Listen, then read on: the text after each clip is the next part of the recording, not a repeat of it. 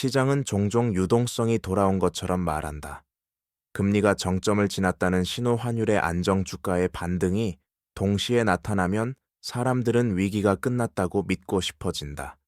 그러나 숫자가 만들어내는 안도감 뒤에서는 다른 움직임이 시작된다. 단기 자금은 위험을 감수하지 않는다. 낮은 변동성만을 찾아 빠르게 드나들며 표면의 평온을 유지하는 대가로 내부의 균열을 키운다. 은행 간 금리는 잠잠해 보여도 신용 스프레드는 완전히 좁혀지지 않고 CDS는 미세하게 높아진다. 부동산 거래량은 회복된 듯 보이지만 가격은 거래의 질을 반영하지 않는다. 기업의 현금 흐름은 차입으로 연명하고 가계는 고정금리의 안정에 기대어 소비를 미룬다.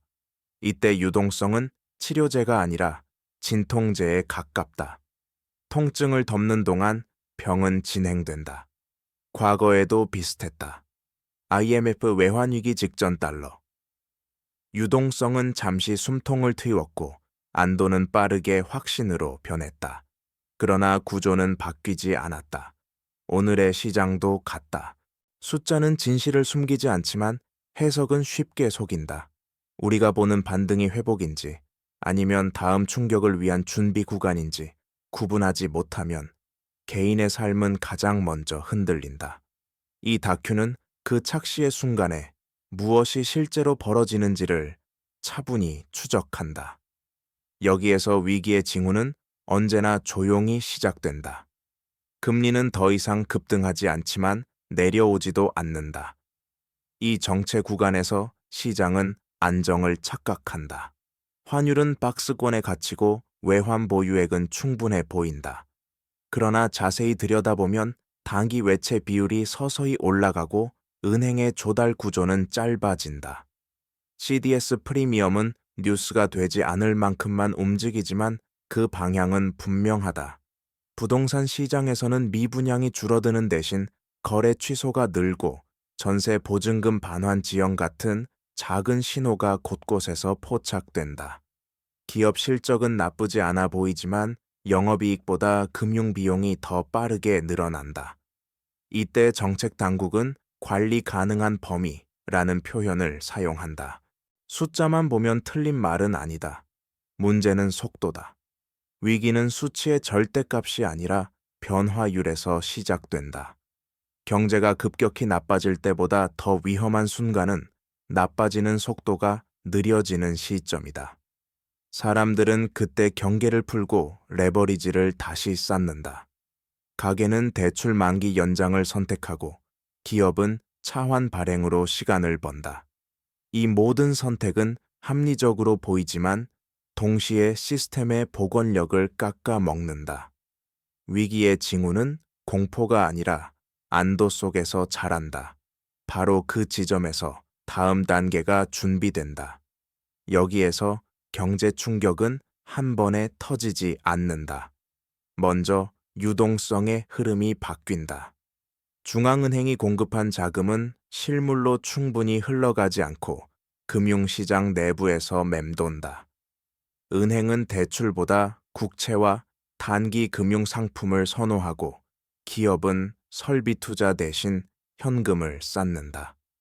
금리가 높은 상태에서 유지되면 자금의 시간 가치는 더 중요해진다. 장기 프로젝트는 미뤄지고 단기 수익만 살아남는다. 이 과정에서 경제는 겉으로는 안정돼 보이지만 내부는 점점 경직된다. 작은 충격에도 크게 흔들리는 구조로 변하는 것이다.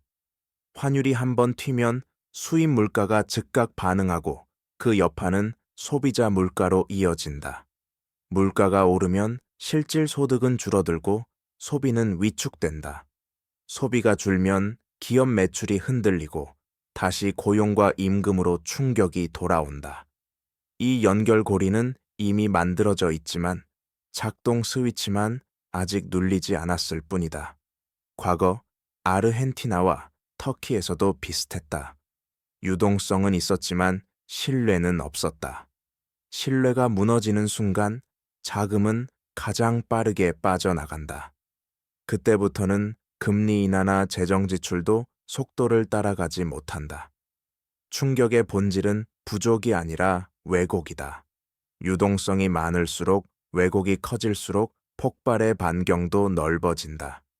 여기에서 글로벌 사례를 보면 유동성 착시는 반복된다. 아르헨티나는 달러 유동성이 들어올 때마다 위기를 넘긴 것처럼 보였다. 환율이 안정되고 국채 발행이 재개되면 시장은 신뢰 회복을 말했지만 재정 구조와 산업 경쟁력은 바뀌지 않았다. 결국 자본이 빠져나갈 때 환율은 폭발했고 물가는 통제 불능에 빠졌다. 그리스도 비슷했다. 유럽중앙은행의 지원으로 국채 금리가 낮아졌을 때 위기는 끝난 듯 보였다. 그러나 실업률과 생산성 문제는 그대로였고 긴축이 시작되자 사회 전체가 감당해야 할 비용이 드러났다. 터키는 고금리와 유동성 공급을 동시에 사용하며 시간을 벌었지만 통화 신뢰가 무너지자 환율은 방어선을 잃었다. 베네수엘라는 유동성을 화폐 발행으로 해결하려다 통화 자체가 기능을 상실했다. 이 사례들의 공통점은 명확하다. 유동성은 문제를 가리는 데는 효과적이지만 해결하지는 못한다는 점이다.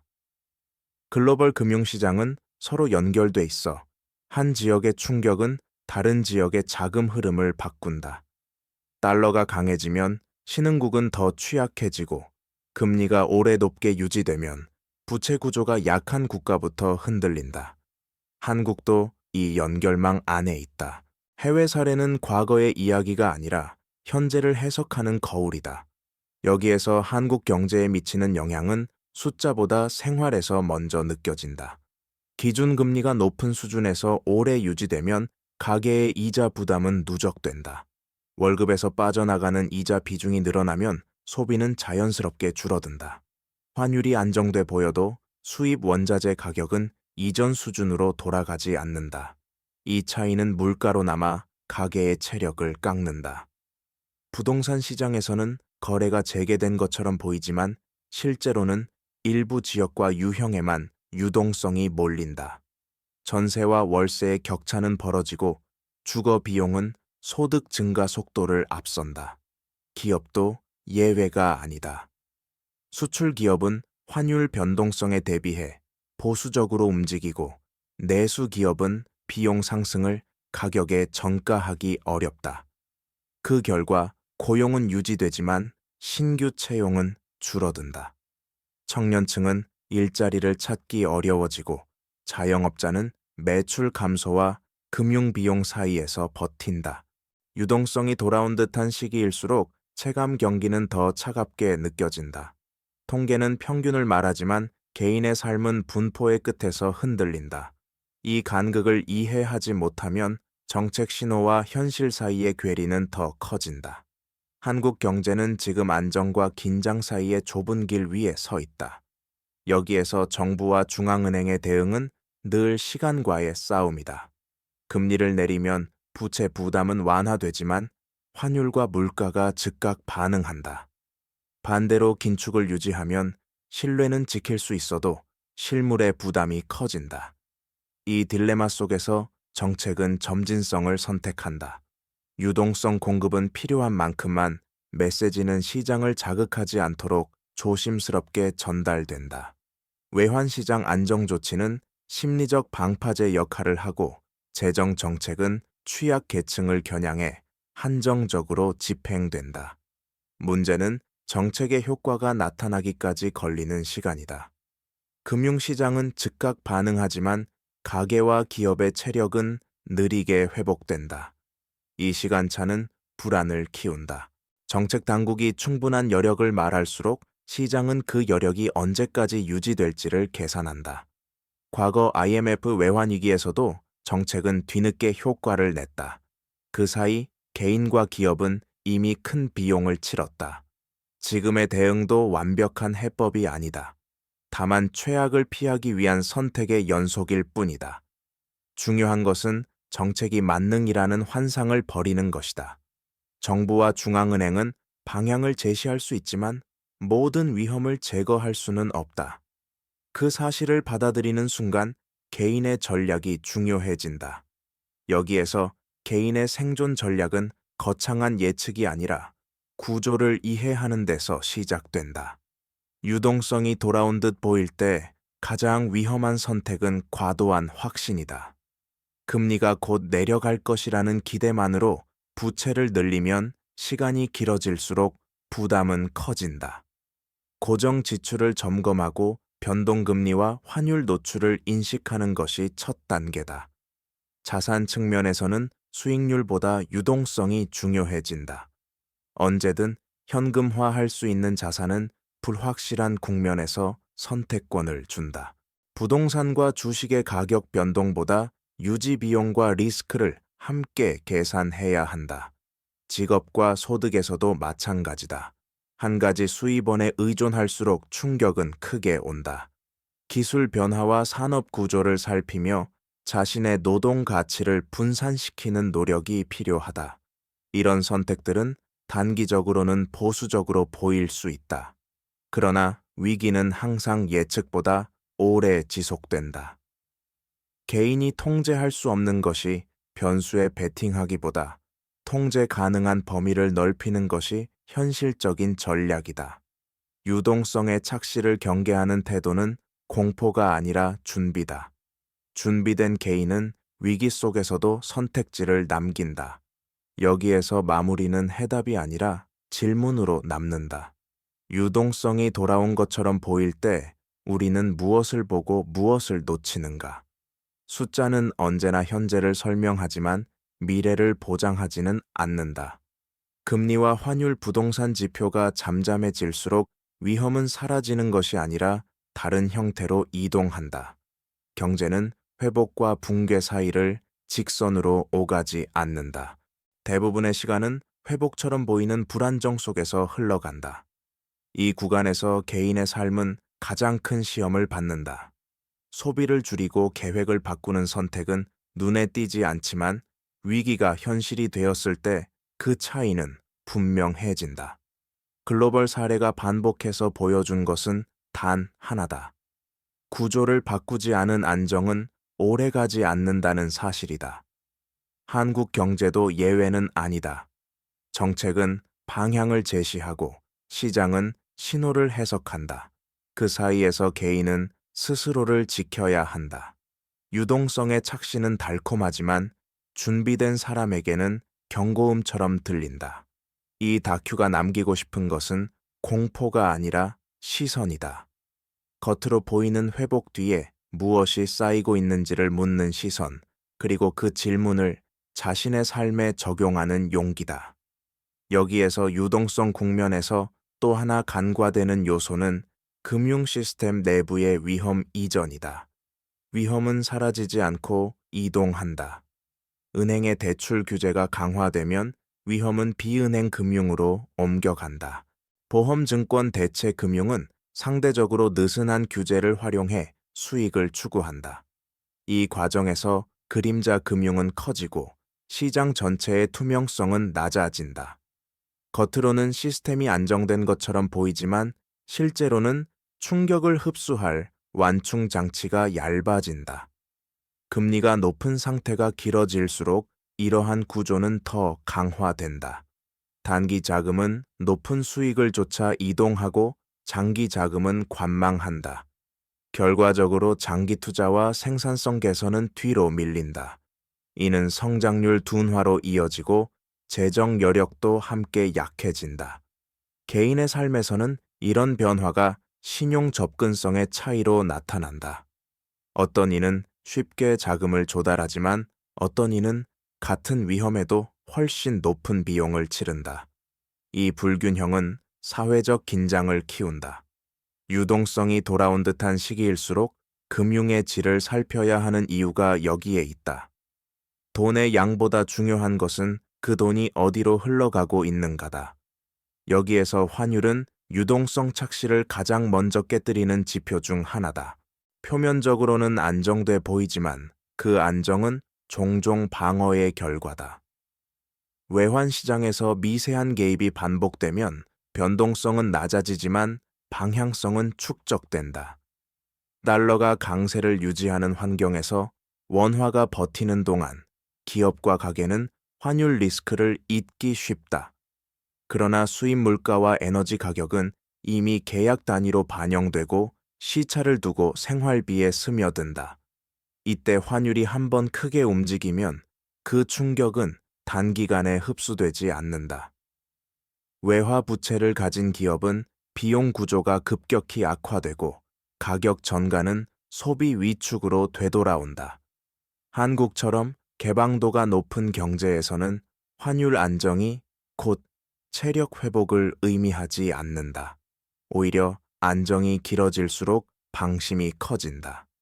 과거 위기에서도 환율은 마지막에 급격히 반응했다. 그 전까지는 조용했다. 환율을 보는 올바른 시선은 현재 수준이 아니라 그 수준을 유지하기 위해 필요한 힘이다. 그 힘이 약해질 때 착시는 끝난다. 여기에서 부동산은 유동성 착시가 가장 강하게 작동하는 영역이다. 금리 인상기가 멈추면 거래량이 먼저 반응한다. 일부 금매가 소화되고 호가가 유지되면 시장은 바닥을 통과했다고 말한다. 그러나 가격보다 중요한 것은 자금의 성격이다. 실수요의 회복이 아니라 당위 자금의 유입이라면 그 반등은 오래 가지 않는다. 대출 규제는 여전히 존재하고 총부채 원리금 상환 비율은 가계의 선택지를 제한한다. 이때 나타나는 거래 증가는 미래 수요를 앞당긴 결과일 뿐이다. 전세 시장에서는 더 분명하다. 전세 보증금은 줄지 않는데 금리는 높다. 집주인은 부담을 월세로 전가하고 세입자의 주거 비용은 구조적으로 상승한다. 부동산 가격이 멈춰 있어도 생활비는 오르는 이유다. 개발 기대나 정책 신호는 심리를 자극하지만 유지 비용과 보유 리스크는 사라지지 않는다. 유동성이 돌아온 듯한 시기의 부동산은 안정이 아니라 선택의 시험대다. 무엇을 사느냐보다 얼마나 오래 버틸 수 있느냐가 더 중요해진다. 여기에서 금융시장의 변동성 지표는 종종 평온을 말하지만 그 평온은 억제의 결과일 수 있다. 변동성이 낮을수록 위험이 사라졌다고 해석하기 쉽지만 실제로는 거래가 줄어든 결과인 경우가 많다. 참여자가 줄어든 시장은 작은 주문에도 크게 흔들릴 준비를 한다. 옵션 시장의 내재 변동성이 낮아지는 동안 현물 시장의 깊이는 얕아진다. 이때 충격이 오면 가격은 연속적으로 미끄러진다. 신용시장에서도 비슷하다. 회사채 스프레드가 당장 확대되지 않더라도 발행 조건은 까다로워지고 차환의 문턱은 높아진다. 기업은 표면상 살아있지만 내부에서는 비용 절감과 투자 축소가 동시에 진행된다.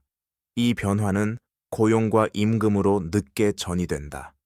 가계는 아직 큰 변화를 느끼지 못하지만 불확실성은 저축 성향을 높인다. 소비가 줄고 다시 기업 실적을 누른다. 낮은 변동성은 안정의 증거가 아니라 압축된 에너지일 수 있다. 그것이 풀리는 순간의 속도는 항상 빠르다. 여기에서 국가 부채와 재정은 유동성 착시의 또 다른 축이다. 경기가 급락하지 않으면 재정 상태는 관리 가능해 보인다. 세수는 완만하게 줄고 지출은 조정으로 버틴다. 그러나 금리가 높은 상태가 길어질수록 이자 비용은 자동으로 늘어난다. 이 증가는 예산의 유연성을 갉아먹는다. 단기적으로는 문제 없어 보이지만 몇 해가 지나면 선택지는 급격히 줄어든다. 사회 안전망과 투자 예산 사이의 갈등이 커지고 미래 성장을 위한 지출이 가장 먼저 희생된다. 그리스의 사례가 이를 보여줬다. 위기 직전까지 재정은 숫자상 안정돼 있었지만 금리와 성장률의 격차가 벌어지자 조정은 통제 밖으로 나갔다. 재정의 위험은 폭발이 아니라 누적이다. 유동성이 공급되는 동안 문제는 가려지지만 구조가 바뀌지 않으면 부담은 다음 세대로 이전된다. 개인의 삶에서는 복지 축소나 세금 인상으로 체감된다. 오늘의 안정을 위해 내일의 선택지를 줄이는 것, 이것이 재정 착시의 본질이다. 여기에서 글로벌 자본의 이동은 유동성 국면에서 더욱 민감해진다. 금리 차이는 자금을 끌어당기는 가장 단순한 기준이지만 실제 결정은 위험 인식에 달려 있다. 선진국의 금리가 높게 유지되면 자본은 안전을 우선하며 이동한다.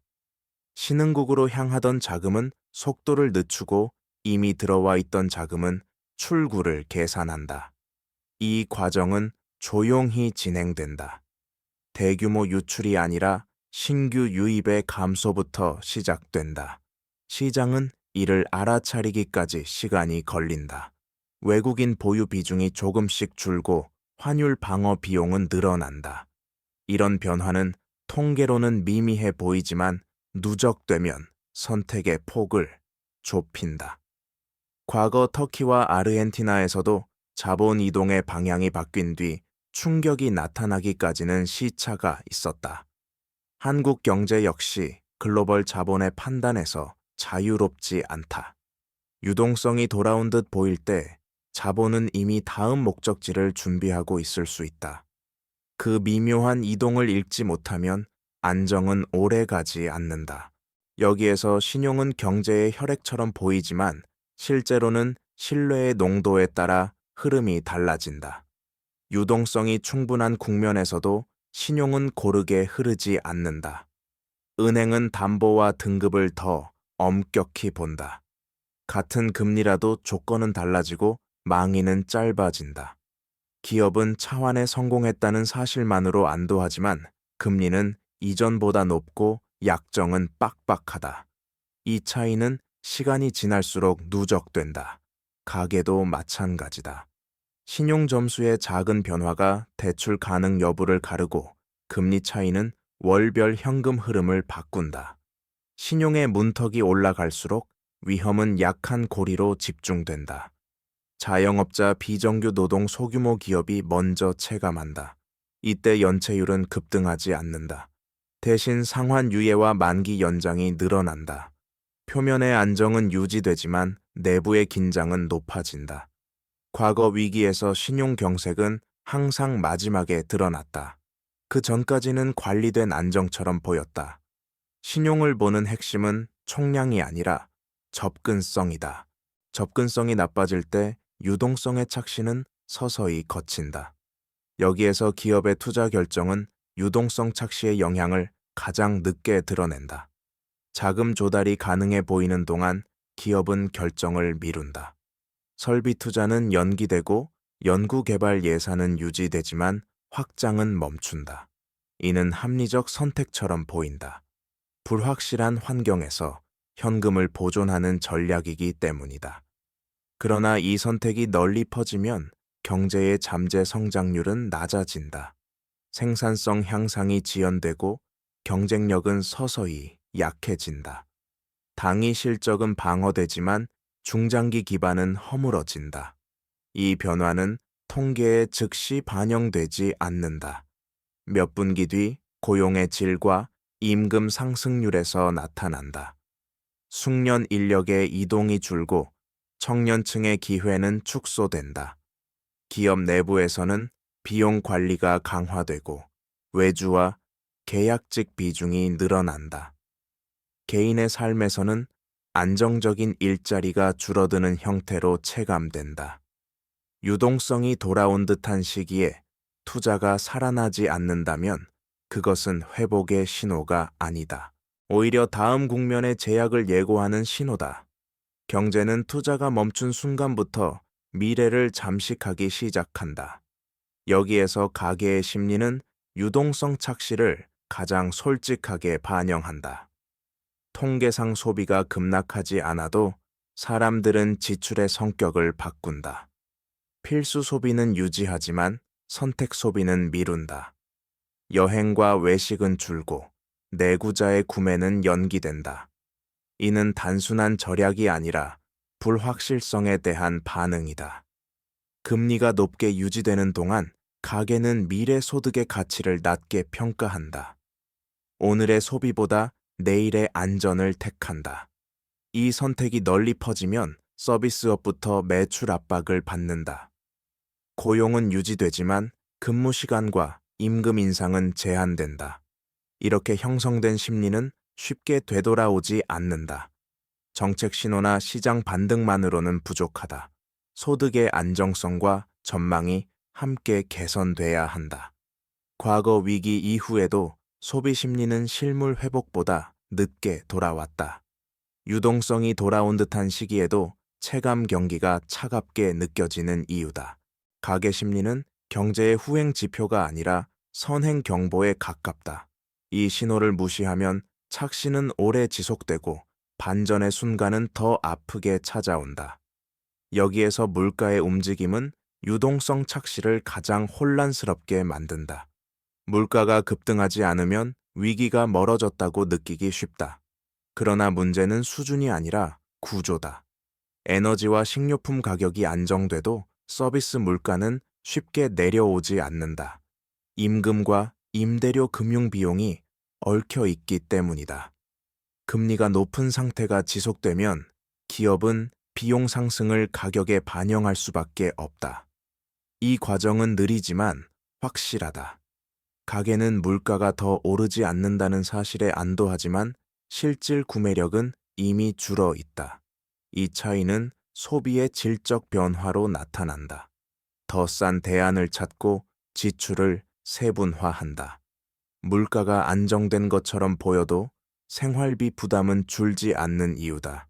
과거 베네수엘라처럼 극단적인 사례가 아니더라도 물가의 경직성은 사회 전반에 스트레스를 남긴다.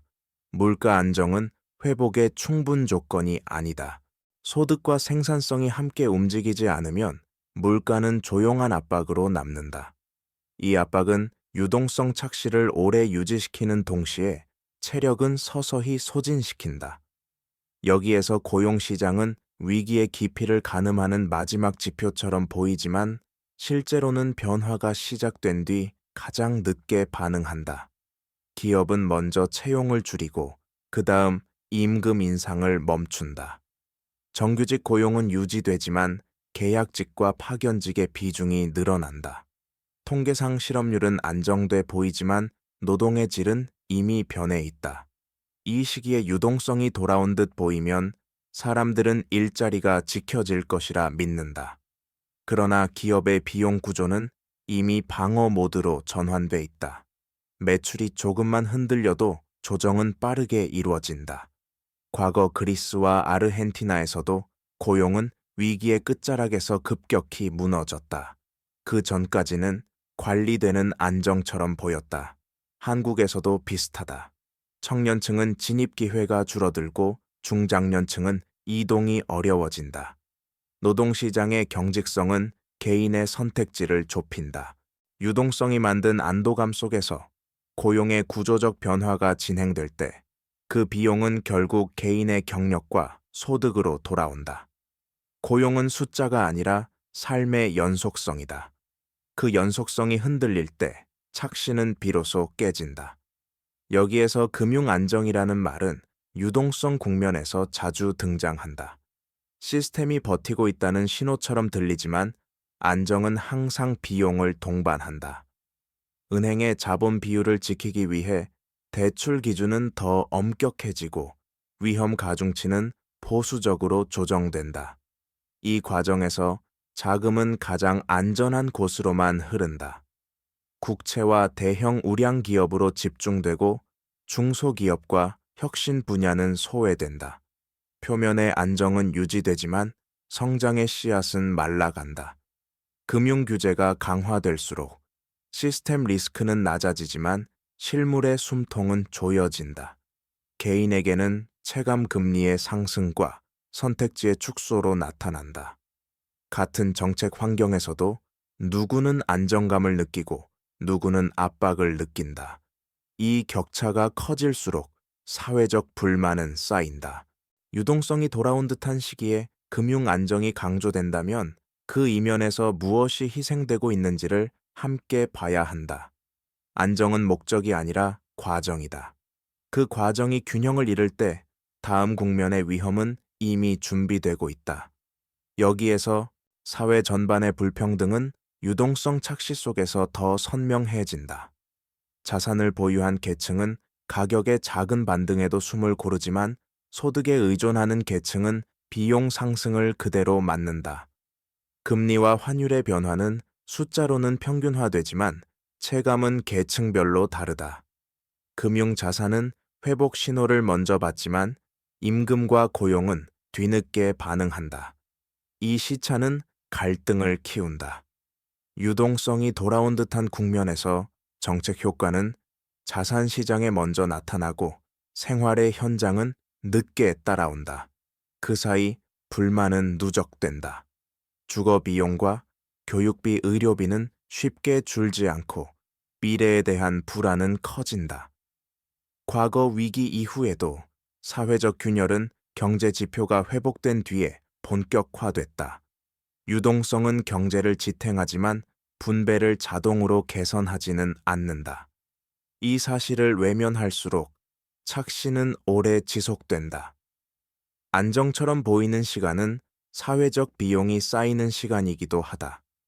그 비용을 인식하지 못하면 경제의 회복은 숫자에 머물고 삶으로 내려오지 않는다. 여기에서 정책 신뢰는 유동성 국면에서 가장 취약한 자산이다. 말 한마디, 표현 하나가 시장의 해석을 바꾼다. 당국이 안정에 자신감을 보이면 안도는 커지지만 동시에 의심도 자란다. 왜 지금 안정이라는 메시지가 필요한가라는 질문이 뒤따르기 때문이다. 정책은 기대를 관리하는 기술이지만 기대는 쉽게 앞서간다. 금리 경로에 대한 미묘한 변화는 채권 시장에서 먼저 반응하고 그 신호는 다시 환율과 주식으로 전파된다. 이 과정에서 정책의 의도와 시장의 해석은 엇갈리기 쉽다. 과거 위기에서 신뢰가 흔들린 순간은 수치가 아니라 소통의 실패에서 시작됐다. 충분한 여력이 있다는 말이 반복될수록 그 여력의 한계는 언제인가라는 질문이 커졌다. 정책 신뢰는 축적되지만 붕괴는 순간이다. 유동성이 돌아온 듯한 시기일수록 소통은 더 조심스러워야 한다. 명확함과 일관성이 사라질 때 착시는 빠르게 공포로 바뀐다. 여기에서 위기는 종종 금융에서 시작되지만 사회적 신뢰의 균열로 확산된다. 유동성이 돌아온 듯한 시기에 사람들은 각자의 판단을 시장에 맡긴다. 모두가 같은 신호를 보고도 다른 결론에 도달한다. 이 분산된 판단은 평소에는 효율처럼 보이지만 불확실성이 커지면 집단적 취약성으로 변한다. 소문과 단편적 정보가 빠르게 확산되고 과잉 반응과 무반응이 동시에 나타난다. 일부는 위험을 과대평가해 소비와 투자를 급격히 줄이고 일부는 안도해 취해 레버리지를 늘린다. 이 양극화는 시스템의 균형을 깨뜨린다. 과거 위기에서 시장의 전환점은 경제 지표보다 심리의 변화였다. 신뢰가 흔들리면 거래는 멈추고 멈춘 거래는 다시 신뢰를 깎는다. 한국 사회에서도 비슷한 징후가 보일 때 유동성의 착시는 더 위험해진다. 안정이 믿음으로 굳어지지 못하고 의심으로 분해될 때 작은 충격도 크게 증폭된다.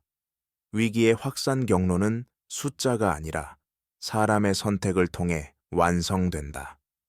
여기에서 금융시장의 기술적 장치는 유동성 착시를 더 정교하게 만든다. 알고리즘 거래와 패시브 자금은 가격의 움직임을 매끄럽게 보이게 한다. 거래량이 줄어도 지수는 유지되고 변동성은 억제된다. 그러나 이 안정은 조건부다. 동일한 규칙으로 움직이는 자금이 많아질수록 출구는 좁아진다. 작은 이벤트가 발생하면 매도는 동시에 작동하고 유동성은 순식간에 증발한다. 이때 호가 강력은 벌어지고 가격 발견은 왜곡된다.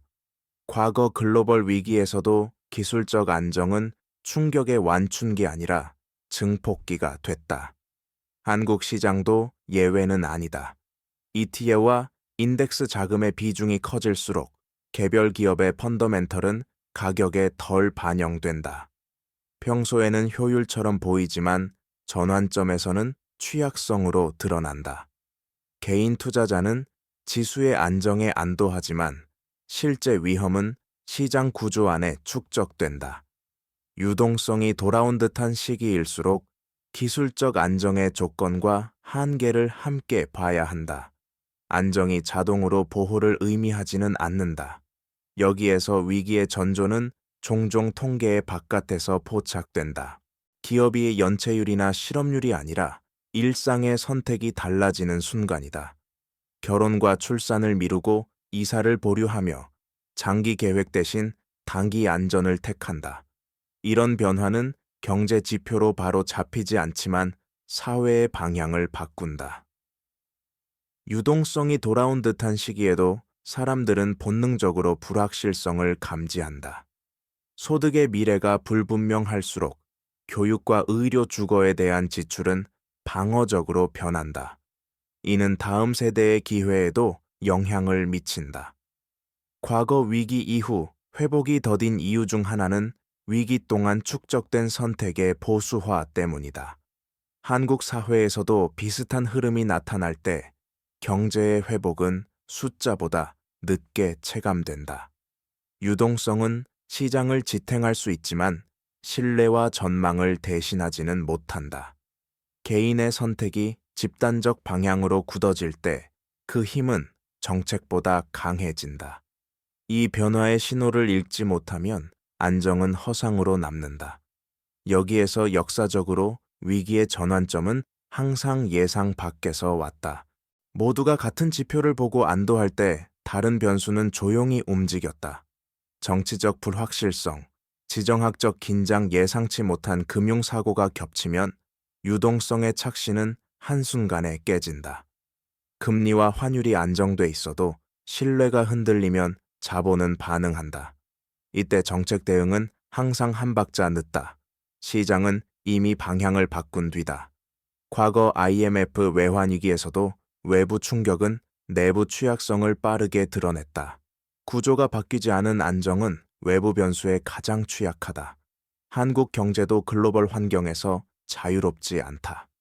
에너지 가격, 글로벌 금융 조건, 지정학적 리스크는 언제든 촉매가 될 수 있다. 유동성이 돌아온 듯한 시기일수록 예상 밖의 변수에 대한 여유는 줄어든다. 안정이 길어질수록 충격은 더 크게 느껴진다. 위기는 준비되지 않은 순간에 찾아온다. 그 준비는 지표가 아니라 인식에서 시작된다. 여기에서 개인의 재무 의사결정은 이 국면에서 장기적인 흔적을 남긴다. 유동성이 돌아온 듯 보이면 사람들은 과거의 손실을 만회하려는 유혹을 느낀다. 그러나 이때의 추격 매수와 과도한 투자 확대는 위험을 증폭시킨다. 중요한 것은 수익의 크기가 아니라 지속성이다. 금리 환경이 바뀌지 않은 상태에서 기대 수익만 높아지면 실패의 비용은 더 커진다. 가계 재무는 방어력을 기준으로 재편돼야 한다.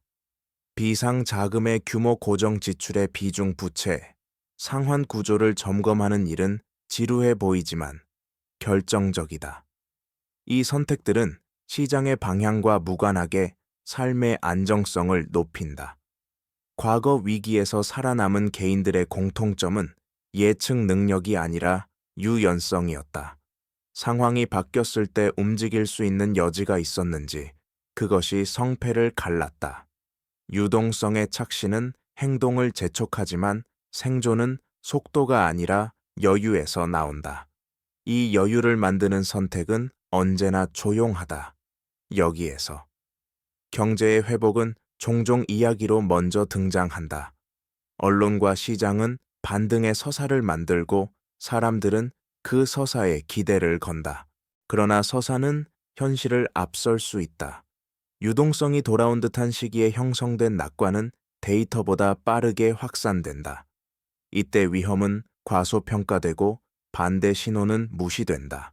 이야기가 강해질수록 정책과 시장은 그 기대에 맞춰 움직이려 한다. 그러나 서사가 현실을 지탱하지 못하면 균열은 커진다. 과거 여러 위기에서 회복의 이야기는 실제 회복보다 먼저 무너졌다. 그 순간 신뢰의 손실은 더 컸다. 한국 경제에서도 회복의 언어와 삶의 체감이 어긋날 때 피로감은 커진다. 유동성은 이야기를 만들기 쉽지만 구조를 바꾸기는 어렵다. 이야기에 취약한 국면일수록 냉정한 점검이 필요하다. 무엇이 실제로 변했는지, 무엇이 그대로인지 구분하지 못하면 착시는 반복된다. 경제는 이야기로 유지되지 않는다. 결국 삶이 증명한다. 여기에서 이 국면에서 중요한 질문은 단순하다. 지금의 안정이 어떤 조건 위에 서 있는가? 금리 환율 유동성 지표가 유지되기 위해 필요한 전제는 무엇인가? 그 전제가 흔들릴 때 우리는 어떤 선택을 할 수 있는가? 유동성이 돌아온 듯한 시기는 판단을 미루기에 가장 편한 시간이다. 당장의 충격이 없기 때문이다.